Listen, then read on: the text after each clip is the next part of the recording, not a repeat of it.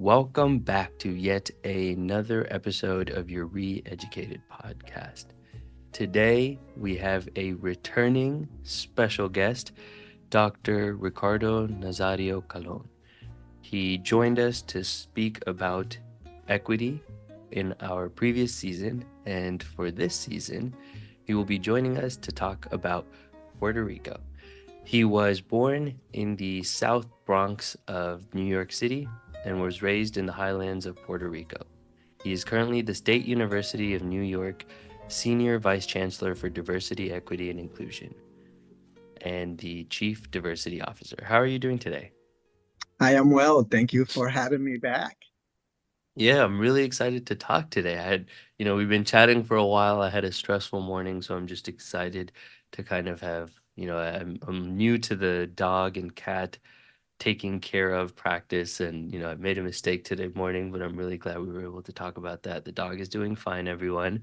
But yeah, I'm super excited for today's conversation to talk about your experiences with Puerto Rico and learn more about the island and to hear your opinions on it. So you were born in New York, but you moved back to Puerto Rico. What was that story?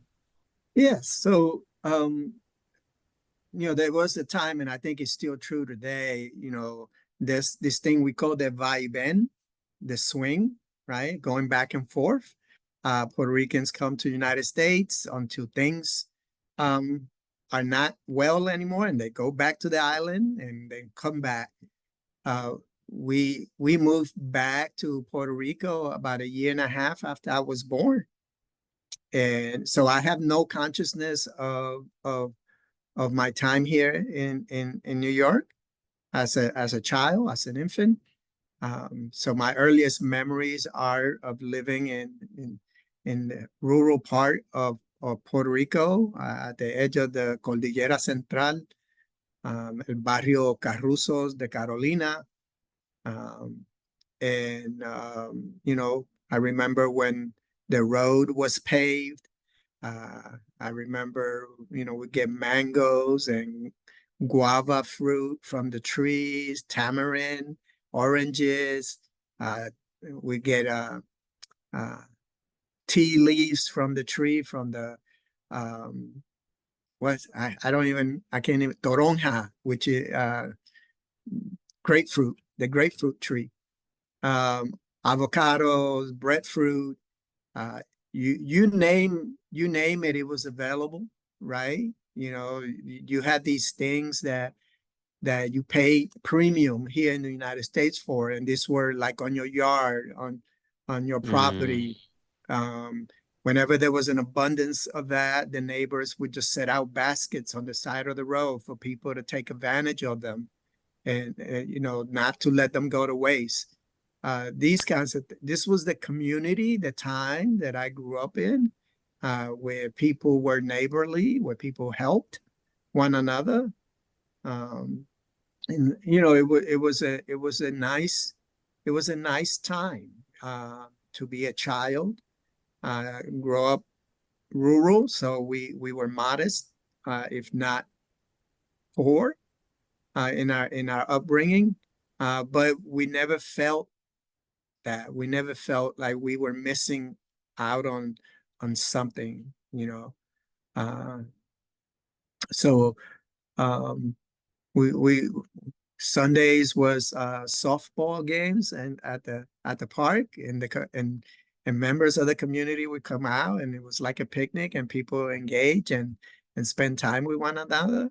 I mean, it's kind of like what you imagine a small town America experience is like, where people know one another, in a very small neighborhood, where the neighborhoods were known by the last names of the majority of the families that lived there. So if you would say Los Lopez, you knew exactly what that was, because almost everyone that lived in that area had a last name of Lopez or Figueroas or Flores, or. So yeah, uh, I have really fond memories of that time in my life. and when did you move back to New York? Yeah, so we moved back in the late 70s, 1978, winter of 1978, and to the South Bronx, to the living room of my aunt, you know, and that living room was like Ellis Island, right? Um, and uh, That's and funny. part of our upbringing was, this crash course on how to dress appropriately, Hmm. where things were no longer safe because you're in a much larger city with people from many, many different backgrounds, where community doesn't really exist like it did. You can't just hop in somebody's car and hope that they take you. They don't have to stop once you get in their car. These are lessons that you as a child are learning, which makes you grow up even faster, right? And during the time of being a Gen Xer, latch kid, what you had to do for yourself. The these are the kinds of things that require us as 11-year-olds, 12-year-olds, 13-year-olds, to fend for ourselves while our parents were at work or doing what they were doing. Um, yeah, much different, much detached, less engaged with community, um, uh, schools. No one, you didn't know anyone at the school, right? So in Puerto Rico, the custodian was a relative. Hmm. The teachers went to school with your parents, right? Here you are in New York, and you, everybody's a stranger. So it is very transactional. The experience is transactional. Wow. Um, and so it's a different kind of experience. New York is also a beast of its own just because, right? But I mean, I never even thought about what you just said, where it's like if your family and your grandparents all have the roots to the same place that you grew up, like you actually have intimate relationships with everyone there. I mean, with the police officers, with, I mean, so it's the nobody will ever treat you like you're just some stranger because they understand your history and who you are more contextually. So Right. which changes your experience completely. I mean, I can't imagine what that would have felt like to have teachers who not only knew me but knew my parents, so would speak to me with that understanding of who I am. Correct, correct. And they can make a special stop on the way home and talk about your behavior at school, right? And those kinds of things. Yeah, it makes the experience more personal. And you see that in some towns in America, right? In some smaller towns, in other areas. But when you're in a large city like New York, it is difficult to have that experience. Yeah. I wonder, do you think San Juan was also like that, where it was, I mean, large enough to where, Yes, so San Juan is a major metropolitan city in globally, 1 million people, yeah. easy. Yeah, so that you certainly can have that experience. Yeah. You know, one thing I'm really curious about is I think for a person's identity, when, even when first went to Puerto Rico, I was really confused on like, what do I call this? Do I call this a state? Do I call this a territory? Do I call this a country? Do I call this an island just to be safe? Like, what is it that I call it? And so before we get into that political question, I think the first interesting thing is like identity of like when you moved back to New York, did you feel that now you were in America, or did you always feel that you were in America? How did you, what did it mean to you to be Puerto Rican growing up? Yeah, no, I never I have never felt American. Maybe the most American I've ever felt was when I joined the US Marine Corps. Hmm. And you are, you're an American soldier, you know, you are preparing to fight to defend our way of life. That's part of our training and understanding of our positionality within the Marine Corps, and our role and what we're being asked to do. And by extension, you're also defending Puerto Rico, right? Um, but outside of that context, I am constantly reminded that I'm Puerto Rican. I'm constantly reminded that being bilingual makes me another person, that having an accent others me. I am constantly reminded that when people close their eyes and you ask them globally to imagine what an American looks like, I am not the description that anyone across the planet will give, right? So I'm not the default American. I may be American Mm.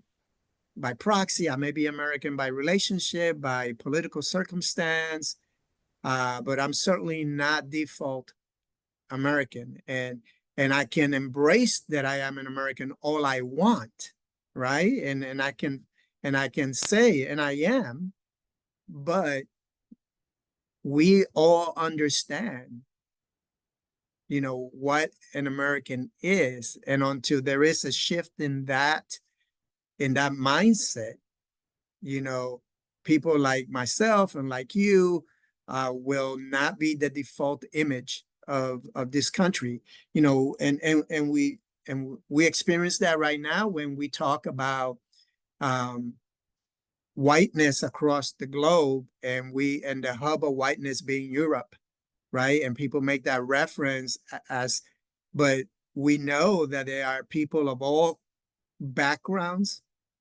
uh, in Europe who are not, um, who have migrated to Europe. So to consider Europe as a default way of saying white is wrong, right? The same Mm. way, the same way that we think of Northern Africa as white, and there are people who are not white who live in Northern Africa, but for immigration purposes, we have this racial definition that Northern Africa is white. Um, so I know I went down a rabbit hole, but but there, you know, at the core of the question whether I feel American, no, I don't. Mm. And I went to the U.S. Capitol building for the first time in my life last That's summer exciting. Nice. It's a beautiful building. The one in what, DC? in DC. I didn't get that experience. Mm. I had never felt so out of place in my life. Wow. And maybe it's my consciousness, is my thing. I went in there and I'm in this lobby waiting to be ushered in for our tour and everything. I'm looking at all these statues and I'm realizing and I'm seeing all these historical figures, right? And I'm seeing that the people of color had smaller bases. The bases of the statues were smaller. The statues were the same height, but because they had different heights on the base, the people looked smaller. So all of the people of color, indigenous people, black people, who were depicted on those statues are smaller than the white people on statues who have larger bases. And that made me feel all kinds of way about the space that I was in. Um, and this is the history, right? So being in a building that's revered, that goes back to the founding of this country, right? To be able to say George Washington, Jefferson, Lincoln walked these halls. I mean, that's something. That is something. But you also see the politics at play. You also get reminders that you don't belong in this space. That no matter what you feel like in terms of your identity to this country, the halls of government, the epitome of this country, the core, is reminding you that you're not quite one of us. Mm. So my experience was a little bit different, a little bit more surreal, and maybe because of you know the lenses that I bring to the table all the time. given the work that I've done my entire life, I just don't take things at face value. I have to be critical about what is being presented to me as truth, what is being presented to me as understanding. I have to come to my own truth and my own understanding of that. And I think that changed the experience for me. Um, yeah, Really interesting. Yeah, I mean, I think when I think of on this topic of what it means to be American, I feel that after I spent the last few years abroad, I feel like I had a it was I've actually felt way more American when I'm abroad than I do when I'm at home. And it's because I think oftentimes there were conferences that I'd gone to where, these international conferences, no one spoke to me like I was Indian. I mean, it was right, because, and that was primarily because of my accent and because of my ideology, of the way that I viewed the right, world and right, my place in it and what is right, what is wrong. When you bring it to an intellectual level, it is very evident that I am American, right? In many right. ways, far more than I could consider myself to be Indian because I just don't carry forward a lot of those habits and thought patterns. And so I feel like when I was abroad, I really felt like I was American. And then as soon as I come back home, that's when I'm like, okay, well, what is it, what does it mean to be American? And I think because my other background is Indian, they're far more separated. But Puerto Rico is a much more complex kind of situation because it is the United States. It's not tech. And so so first of all, when you think of Puerto Rico, do you consider it to be a country, a territory, a state, a part of the US? What is kind of your own beliefs of that? And then how much of that do you think is influenced by the time that you grew up in Puerto Rico Yeah, versus has it changed for youth now? Yeah, what is that yeah. like? So there are two patterns of thinking for me here, right? Two thought patterns. The personal me considers Puerto Rico an island, a country, its own country. Um, the political in me, right? We're a colony. We're the oldest colony uh, uh, in the world. And that has been documented, still to be documented. Um, the question why the world continues to allow colonies to exist is all political, right? As why we allow things to be happening right now is all political. Um, but yeah, I see us as our own independent country with our own culture, with our own language, our nuances, our ways of being, of existing, definitely influenced by the power of American culture, which I think everyone across the planet feels that influence of the conglomerate of corporations that export their values and their ideologies to people. We're more impacted because we are connected through the colonial structures to the United States. Um, then on the colonial status, you know, it is evident that we are a colony. The Foraker Art, the Jones Act, uh, La Ley de Cabotaje, right? That's what I'm talking about. The things that prevent Puerto Rico from having independent decisions. Uh, Puerto Rico not being able to vote for a president who has power over the island. Uh, you know, Similarly, you think about how do people in Washington D.C. feel? To live in a place that is that is not considered a state. This kind of like this zone that's for some reason uh, does not operate with the same values or anybody with the same structures and laws that govern all the other areas, which limit people's citizenship and ability who live there. You know, People love Washington D.C., but they sure have some opinions about its status. Yeah, And I think, Yeah, Puerto Rico is in that space. The Samoa Islands are in that space. Guam is in that space. Um, and these are places.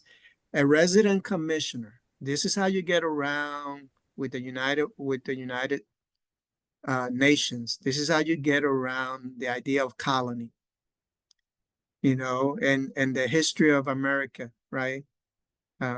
We have a resident commissioner in who basically is nothing but lobbyist, right? Doesn't have a vote in Congress. Um, Represents the interests of Puerto Rico, but it's a lobbyist. That's their role, to lobby the people who have votes, right? And because we provided that structure for Puerto Rico, then Puerto Rico is not a colony. But that's not true representation. Hmm. I mean, yeah, there's a lot of interesting questions to be asked about why is it that Hawaii didn't stay at that status and it was eventually like, inducted as a state, and how come that hasn't been done with Puerto Rico? Do you have any h- why that's the case? Well, I don't know why that's the case. I have opinions. Um, you know, whether Puerto Ricans like it or not, Puerto Ricans are viewed as people of color, right? 80% of Puerto Ricans identify as white, but that really isn't true. But that's a very phenotype type of this uh, of description, right? But So Hawaiians are as well, right? Or I don't, are they? I'm not sure about Hawaiians. Hmm. I know the population has gotten smaller of Hmm. indigenous Hawaiians, right? Native Hawaiians. Um, you know, but in the case of Puerto Rico, from my perspective, we had a culture, we had an identity as subjects of Spain. So when I say we are the oldest colony in the world, it's because we were a colony of Spain. So we developed an identity over 400 years of being a colony of Spain, um, and and so we see ourselves in that cultural mix of Spanish and Anglo uh, cultures, right? And somewhere in that middle is where we exist. Our way of thinking on the island is different because of our conditions on the island, the things that we value. Um, you know, so in thinking about admitting Puerto Rico into the Union, what does that mean politically? Period. There is absolutely no other reason for it, right? Than if there is a political advantage. So Puerto Rico, two senators, will they both be Democrat or Republican, right?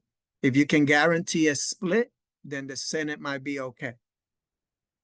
If there is no guarantee that there is a split, then the Senate will not support the annexation of Puerto Rico. One side or the other side is going to nix it.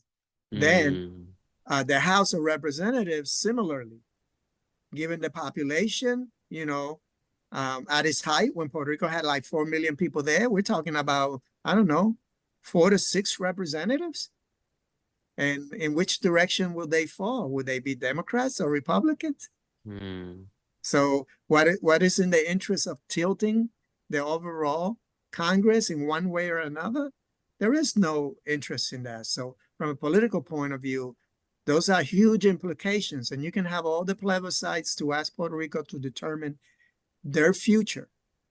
If you cannot answer those real political, impactful questions as to what will it mean politically for Puerto Rico to come in as the 51st state, um, it's never going to happen.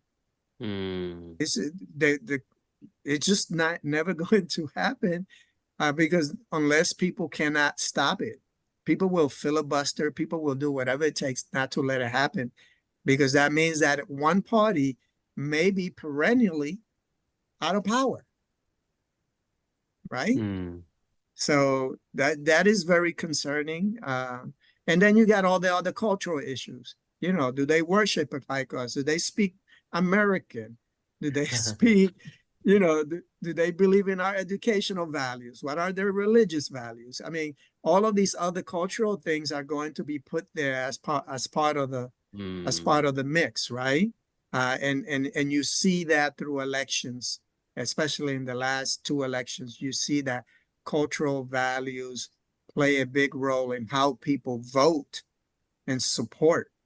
So someone is going to say, oh, they're not Americans. Somebody mm, immediately is going to other us so that people can get behind the idea that we cannot support Puerto Rico to become the 51st state because they are not like us. And that is code language.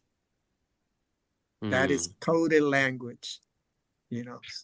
Yeah. I mean, it touches back on this point that we are talking about earlier of just like what does it really mean to be American? And it's such a phenomenal, it's an interesting question because I think when you have a more homogenous population, it's a little easier to define what it means to be, Chinese Right. or what it means to be, to some extent, Indian. It's a little easier because there's relatively similar phenotypes. But when you have so many immigrants over hundreds of years come to this country and make living a whole living for themselves, it becomes a lot more complex to define what it Yeah. means to be American. Because the percent of I think the percent of white people in the U.S. are slightly below 70%. It's 60 to 70, and so that's a large percent of Yeah. people that aren't white.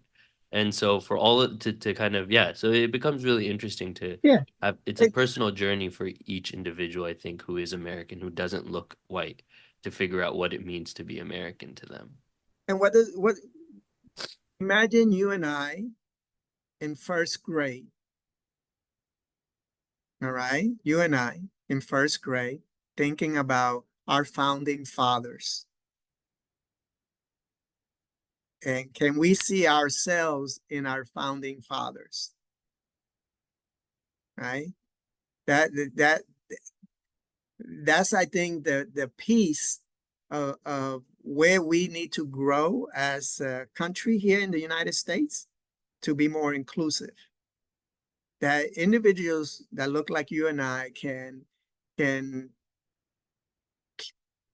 observe Mount Rushmore and identify with it. Can think about the individuals who first established this republic and identify with them, um, and keep it in the context. They were the people who were here when this country was established, right? Or the people who came and established this country. And we are now the people who have inherited this country. So if we can come to terms that those individuals from back then are not the representative population of maybe now or maybe the future, that the population of now and the future is much more dynamic, much more diverse, then we can have a path forward for identity as Americans. Yeah. I mean, something, even as you're saying that, something that I'm thinking about is I think based on the reason that perhaps your ancestry or whoever it is, immigrated or were forced to come to the US, I think that fundamentally shifts your perceptions even of our founding fathers. So or just of the history as a whole.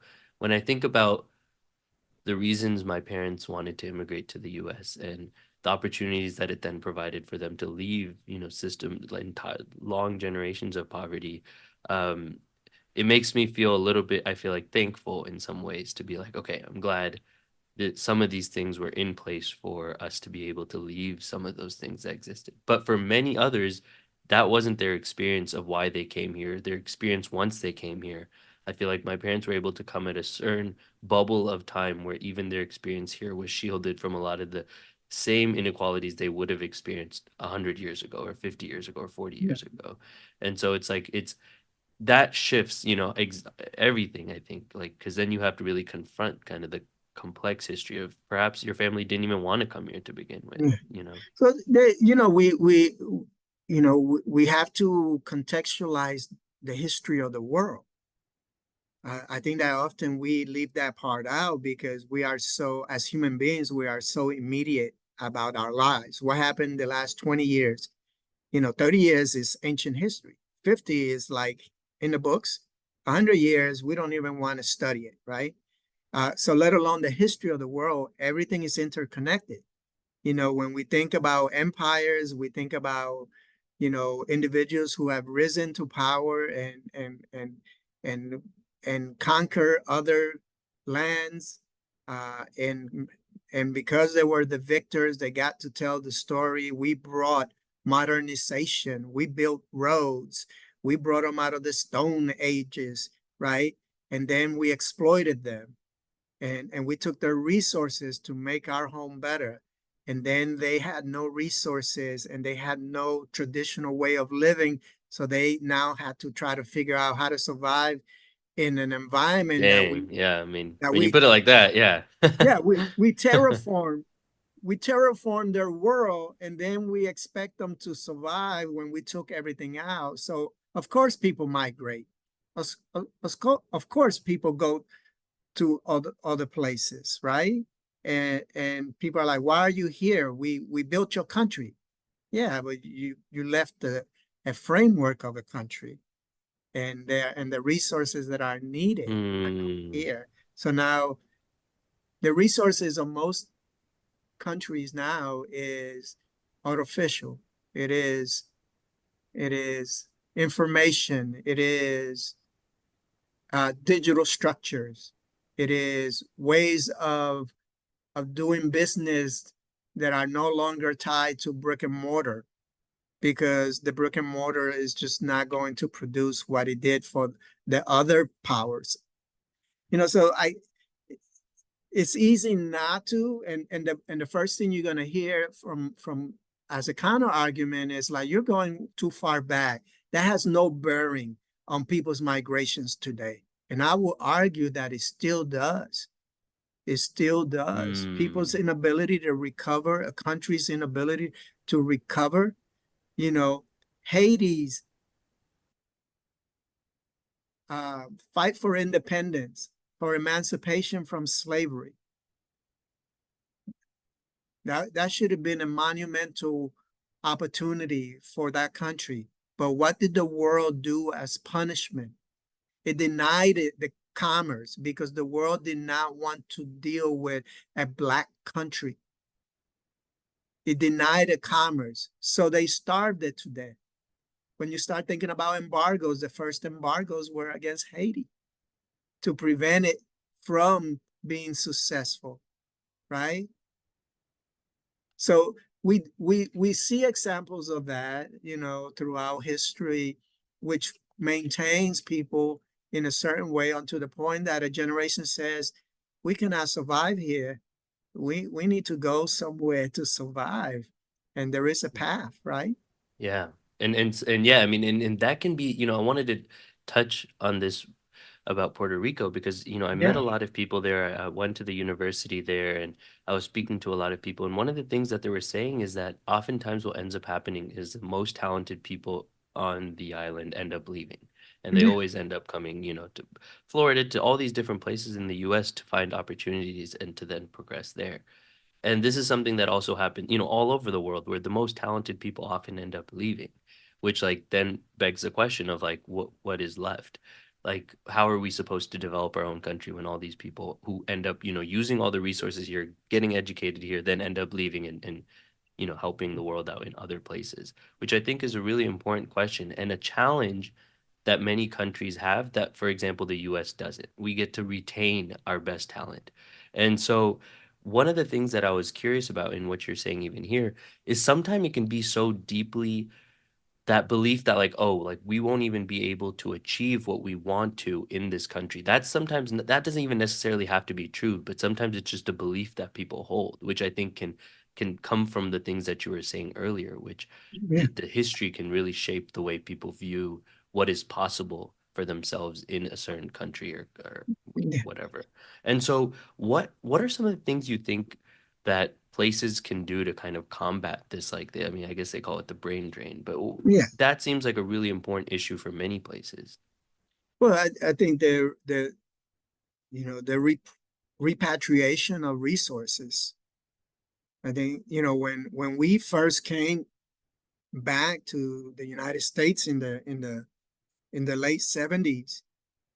I remember distinctly my mother sending money back to Puerto Rico to family members, my mother sending clothing to family members. These are things that were helping them survive. Um, and I think that those of us who are here in the country, who have been able to amass wealth, in some form or another, need to invest in in Puerto Rico. What we're seeing now is, uh, people who are not from the island investing in Puerto Rico. One of the more popular things you see is this gated communities of millionaires, who are dodging tax, Bitcoin and digital coin taxes, because Puerto Rico has this particular laws. I mean that, you know, they're saying they're investing in Puerto Rico, but they're really not. There's no infrastructure being built. They're actually buying property and gating it. So even people from Puerto Rico can no longer, uh, drive through certain roads, or they're trying to privatize beaches. There's a law in Puerto Rico that the beaches are for the people, and people are building houses at the edge and trying to claim that as part of their property. And I'm glad that there are Puerto Ricans fighting that, because all coastline in Puerto Rico belongs to the people. Um, and these are being done by individuals and corporations. You know, the, the only way that Puerto Rico is going to emerge is by an infusion of investment, um, of people coming back and starting businesses, of people relocating corporations that they have in the United States, moving on to Puerto Rico and making on Puerto Rico base, so that taxes can go to the island, right? For Puerto Rico has, a high cost of living because of the Jones Foraker Act, right? So, and I think we talked about this in the past, but all goods have to arrive in Puerto Rico under the flag of the United States. So if there's a ship coming from Japan right now, it docks in Jacksonville, Florida. The cargo gets switched to a U.S. flag ship, and those port fees, upwards of $70 billion, Oh, go to wow. Jacksonville. They don't go to Puerto Rico. Oh, So when you go to Puerto Rico and you want to buy something like at Lowe's, like a power plant, to in case electricity goes out, you're paying $3,000 for one of those little machines. That's a $1,500 machine at Lowe's. But that's the kind of situation Puerto Ricans are living in. And of course, when you get into those situations where things are not affordable, then people start finding creative ways of surviving. So now an underground economy emerges. Now, crime becomes more prevalent because people cannot live within the means and context of these rules that don't take humanity into play, you know? yeah. Yeah, 100%. I think you bring up a really interesting point of when you get the resources and opportunity to make money somewhere, one of the best ways you can help out is by like supporting the economies of the places that you perhaps maybe came from or were Yeah, educated in and were built up to where you are today in. correct. Um, it's something that interests me so much. I mean, I think a lot about how important infrastructure is. I think that's one thing I've really taken for granted growing up. And then once I was able to travel to places where they didn't have the same level of infrastructure, I realized like how much efficient transportation, for example, changes your life. Like not just your own personal life from a business perspective, your ability to get something in Amazon in 1 or 2 days speaks to the power of infrastructure. And it's not just for consumer goods, but for, all the things that businesses need. I mean, that is not available everywhere. And so the amount of time it takes to build up a proper sewage system, infrastructure, Wi-Fi, all of these things take is really complex and takes a long period of time. And so the hurricane that happened in 2017 was terrible, and it, it really changed the lives of many. What are your thoughts on how that kind of shifted politically what was happening in Puerto Rico, and how do you think that changed perhaps some of the trajectory of the Well, statehood? Hurricane Maria, and my cousin died because of Hurricane Maria, um, and it unearthed the inequity on the island. It unearthed um, the duct tape solutions that existed in the island. The bad infrastructure, the aging power structure, all of those things that needed to have been taken care of for years, right? That you would imagine if you had true representation, you would have gotten some federal dollars a long, long time ago to address. But when you don't have true representation, you cannot get the federal government to intervene. When you're not a state, you cannot get, a federal allocation, for these things. And of course, corruption and mismanagement, right? So all of these things are at play. Maria, it was the proverbial anthill that was kicked, and it showed all of these things that were festering for Puerto Rico. Um, and of course, out of that, you saw the resiliency of Puerto Ricanos, and how we can survive. But it it changed Puerto Rico very dramatically. Those people who were hanging by a thread realized that this was no longer a sustainable space for them. So you had this exodus of Puerto Riqueño coming to the mainland and other parts of the globe, seeking a more stable place to survive, not even to thrive, just to survive, right?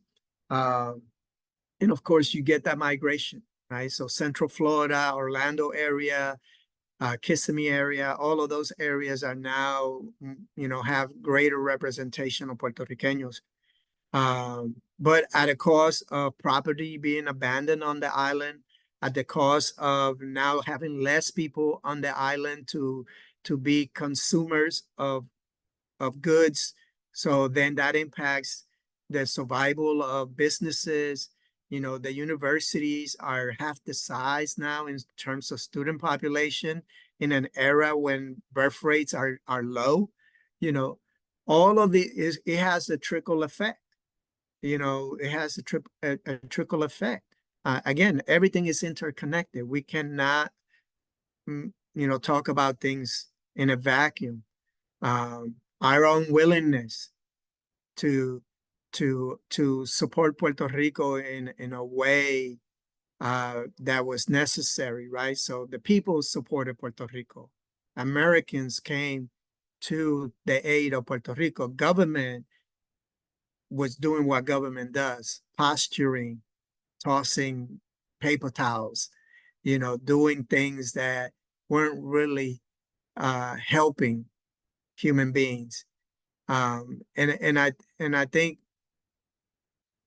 when we talk about, how do I feel about Puerto Rico and the United States, and that was probably, you know the same way that people from New Orleans felt about the United States, right? And suddenly they were like, are we not part of your country? Do you not say we're a territory of yours? Do you not care about the citizens that live in your territory? Are you saying that being a US citizen is less valuable, right? Think about this. It's less valuable when you are in a territory than when you are in a state, right? So citizenship itself is not as important as to where you hold that citizenship. To be fully American, Mm, you must live in a state. Because if you live in a territory or in an unincorporated district, you're not fully American. You don't have the same rights, right? So I can vote for president because I live in New York. If I make Puerto Rico my permanent address, I cannot vote for president. Yet I am a citizen born in the United States in New York proper. That is that is that is the interesting part about the United States. That is the interesting part about the existence of people. And I think that when you're talking about structure, uh, that is the part that needs to be addressed. Not whether people citizens or not. Migration is a human thing. Birds do it. It's a world thing. It's a natural thing. It's a mother nature thing. People are gonna move places all over the world, for one reason or another. It doesn't matter, but it's where you exist. What is that place? How we have defined that space that matters. Yeah.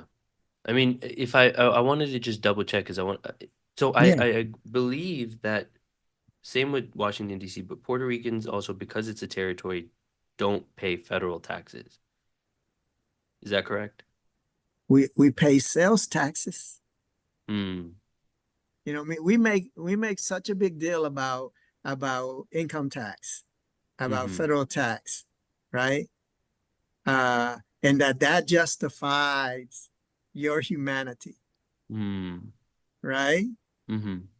You pay a tax, you pay a huge tax. Puerto Ricans probably pay a bigger tax than anyone in America, except probably people in Hawaii, because all of the goods and services that we receive are double and triple the Hmm. price because of the Jones Act, Got it. right? If you want to be equitable, if you want to be inclusive, go back and change that act.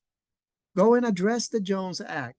But I bet you Florida will fight it with all its might Hmm. because they will be losing money, you know? I mean, like, for all the altruism and all of the great things of being in America, when it comes to it, it's we're not.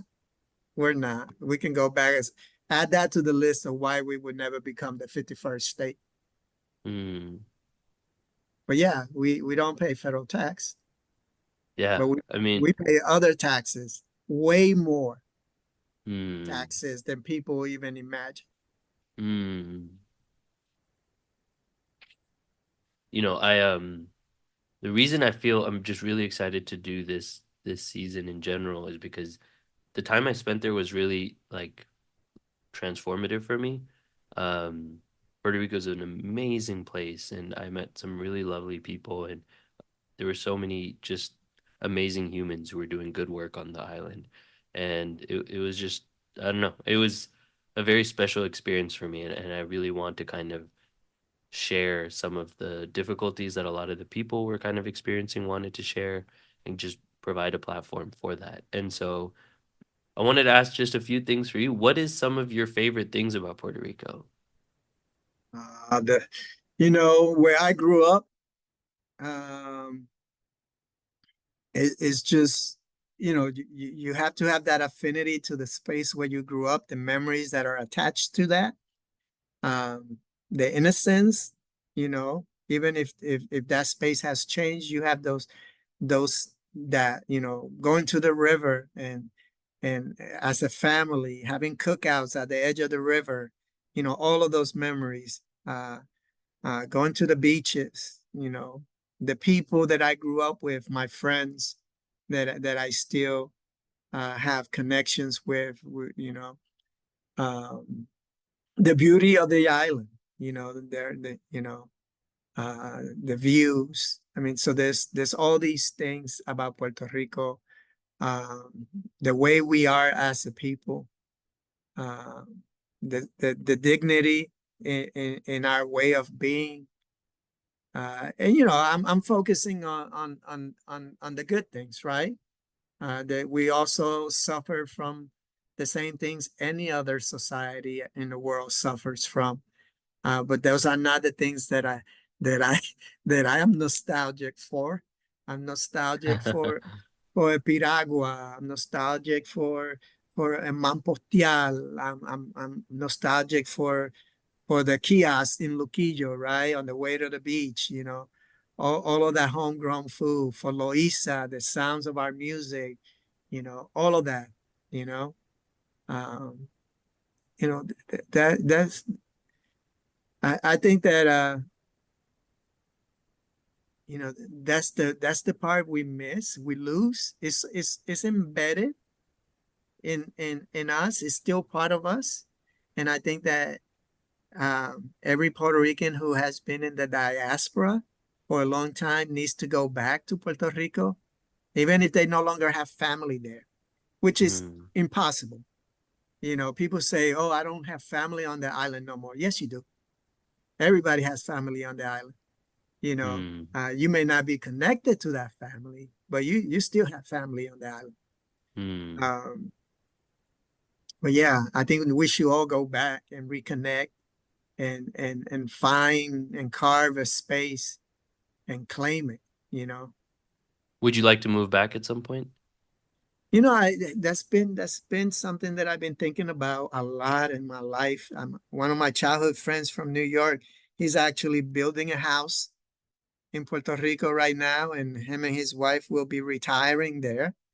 He's about to retire from work. He's been working since he graduated high school, um, and he's making plans to spend the rest of his life there. And I've been thinking about that. I've been thinking about going back. Everything is much smaller than I remember it. So that's an interesting thing as well. Um, but it's not out of the realm of possibility. I definitely, and I have always said this to my family, I want to be buried there. Mm, Yeah, yeah, I mean, it's a beautiful place, and I hope everyone, one thing I would say to anyone listening is I think when I met a lot of the tourists there, they were touring the place in a very colonialist way as well, where it was just like, all right, we're here, let's have fun. I don't really care about what the people outside of my little peripherals are experiencing. Um, but this is a great time. Let's have fun. Let's get drunk.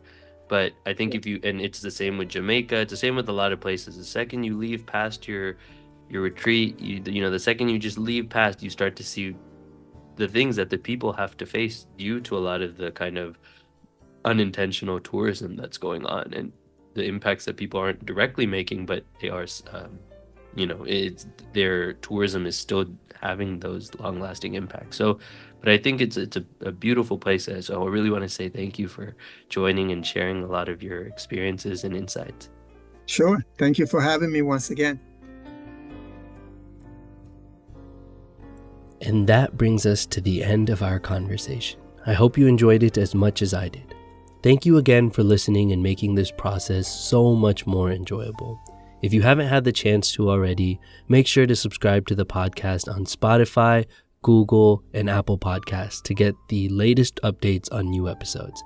If you've been learning useful information here, feel free to leave a review as well. A little bit goes a long way in spreading this podcast.